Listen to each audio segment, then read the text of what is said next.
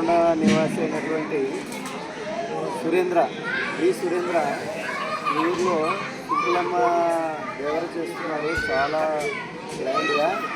నేనైతే ఆశ్చర్యపోయాను, ఇంత బాగా చేస్తారనుకోలేదు. ఇంత కొన్ని వందల మంది వచ్చారు. మన ఫ్రెండ్స్ వస్తున్నారు కొందరు. మనకి ఏ పనిలో అయినా కూడా ఆర్థికంగా దేంట్లోనైనా కూడా సహకరణ వ్యక్తి సురేంద్ర కానీ చాలా సహకరిస్తున్నారు. వాళ్ళ కోసం ఈరోజు స్కూల్ చూసుకొని మరీ కౌతాలంటూ వచ్చాను. చాలా ఆత్మీయంగా మాట్లాడుతున్నాం. ఉండేది నలుగురైనా కూడా 5 మంది అయినా కూడా. ఇప్పుడు కాలక్షేపం కోసం ఒకసారి చిన్న ఇంటర్వ్యూ పెట్టుకున్నాం. నేను కూడా నా లైఫ్లో ఎప్పుడు చేయలేదు ఇలాంటివి. చూడడానికి 6 అడుగులు ఉన్నాయన. చాలా సాఫ్ట్ పర్సన్. మీకు తెలుసుగా ఎవరైనా మిస్టర్ సాకన్న ప్రస్తుతం విఆర్ఓగా చేస్తున్నారు. సాకన్న గారు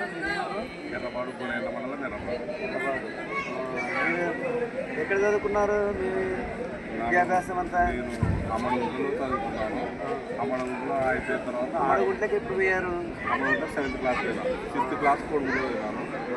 అప్పుడు ప్రైవేట్ స్కూల్లో రామదేవ్ స్కూల్లో చేర్పించారు. అప్పుడు మా నాయనకు ఆర్థిక ఇబ్బంది, ప్రైవేట్ స్కూల్లో చేర్పించలేక ఆర్థిక ఇబ్బంది కష్టాలు పంచుతాం. అమరగుంట్లో హాస్టల్లో చేర్పించారు. మళ్ళీ హాస్టల్కి వెళ్ళారు. హాస్టల్ బీసీ హాస్టల్లో చేర్పించారు. మీ అంతా అమరగుంట్లోనే కలిసారా?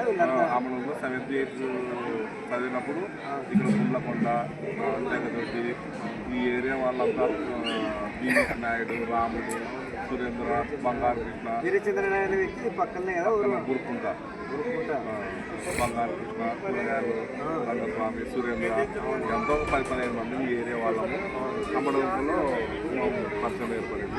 అమ్మడంలో 7th 8th అయిపోయింది. 7th 8th అయిపోయిన తర్వాత 9th 10th అప్పుడు హాస్టల్నే ట్రాన్స్ఫర్ చేసేవాళ్ళు. హాస్టల్ వాళ్ళే. అప్పుడు గూడూరుకి రావడం జరిగింది. గూడూరులో మీ అందరితో పరిచయాలు. 9th మీరు 6 అడుగులు ఉన్నారు కదా చూడడానికి, కానీ ఎప్పుడు కబడ్డీలోకి ఆటలోకి ఎందుకు రాలేదు మీరు? ఆట పోటీలు అనేది ఎప్పుడు ఎందుకో చదువు మీదనే మక్కువ ఎక్కువ అంటారు. చదువు కూడా ఒక రకంగా చదువుకునే వాళ్ళే.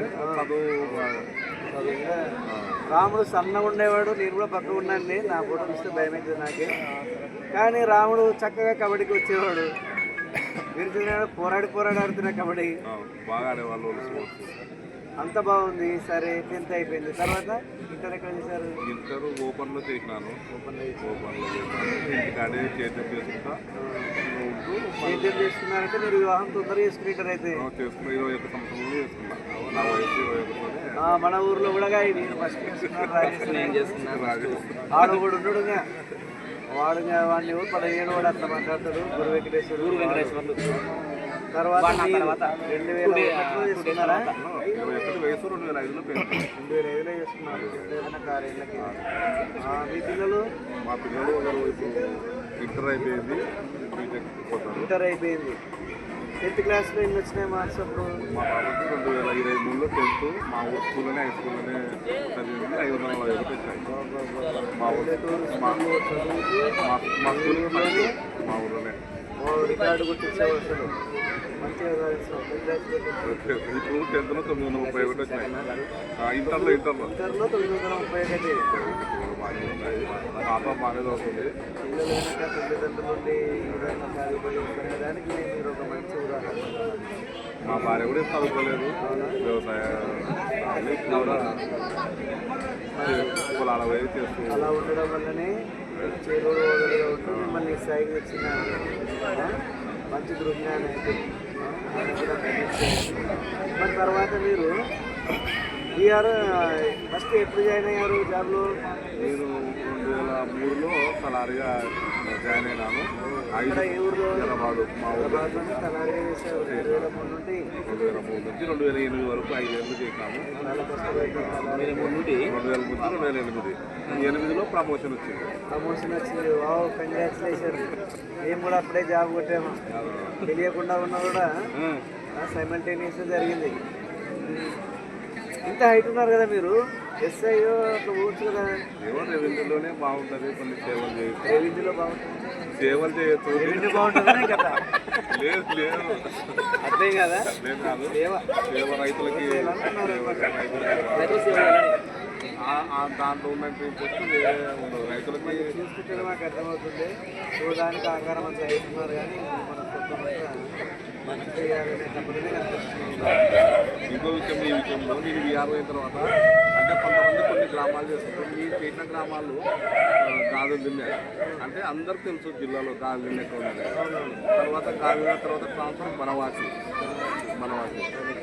కూడా ఎక్కడ అందరికీ గ్రామం అన్న జిల్లాలో తెలుసు బనవాసి అనేది. తర్వాత లద్దగిరి అంటే నేను పనిచేసిన విలేజ్లో కూడా గుర్తిపోయిన విలేజ్లో చేశాననే సంతోషం కూడా నాకు. గుర్తిపోయిన విలేజ్లో చేసావు, ప్రజలు కూడా నిన్ను బాగా గుర్తించారు అంటే ఎందుకంటే నువ్వు చేసే సేవ అట్లా ఉంది. నువ్వు ప్యాషన్తో వెళ్ళావు దాంట్లోకి, ఏదో జాబ్ కోసం వెళ్ళితే ఏం కాదు. ఎవరైనా ప్యాషన్తో వెళ్ళారంటే అది చాలా చక్కగా చేస్తారు. చాలా మంది ఇలా ఉన్నారు.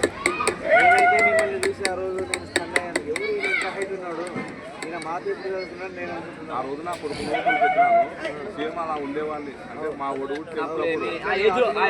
అందుకే నేను ఫంక్షన్కి వచ్చిన. అంటే నేను 10th చదివేటప్పుడు నా కొడుకు మాదిరిగా అదే చెప్పాడు నాకు సేమ్ అబ్బాయి నా కొడుకే ఉన్నాడు. ఆ రోజు అంటే ఆ ఫంక్షన్ చేయడానికి బాగా మీరు అందరూ సాగడం మా అందరం కలిపారు. మన ఫ్రెండ్స్ అంతా కష్టపడి చేశారు. మీరందరూ వచ్చే లోపల మన వాళ్ళందరూ చేసిన కష్టం అనేది ఒక సుఖమైపోయింది మాకందరికి. అంటే దీంట్లో ఈ రాజశేఖర్, గురుపద వెంకటేశ్వరుడు, గురువాడు గారు, అందరు ఉన్నారు. మధు, సాంబు